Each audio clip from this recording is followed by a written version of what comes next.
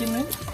എന്നിട്ട് മെയിനായിട്ട് സോപ്പിട്ട് നിങ്ങൾക്ക് കണ്ട് കവ ചേരിയെല്ലാം എടുത്ത് പക്ഷെങ്കിൽ അതൊക്കെ ഇത്ര വൃത്തി വേണം.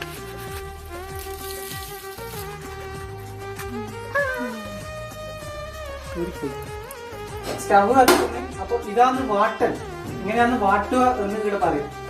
അതായത് ഇതിനൊന്ന് എന്തോന്ന് ആക്കുക. നമ്മള് ചോറ് ഇങ്ങനെ പൊതിയുന്ന സമയത്ത് പൊട്ടിപ്പോവില്ല, അതായത് കീറിപ്പോവില്ല കേട്ടോ ഇങ്ങനെ ആക്കിയാൽ. പിന്നെ വെച്ചാൽ നല്ല മണവും കൂടി കിട്ടും. ഗ്യാസിന്റെ അല്ല, മുട്ട നോക്കിയതാണ്. അതായത് നമ്മൾ പൊതിച്ചോറ് ഇതാക്കുമ്പോൾ മുട്ട മെയിനാണ്, മുട്ട വറുത്തിട്ട് ഒരു മുട്ട. പക്ഷേങ്കിൽ മുട്ട ഇല്ല.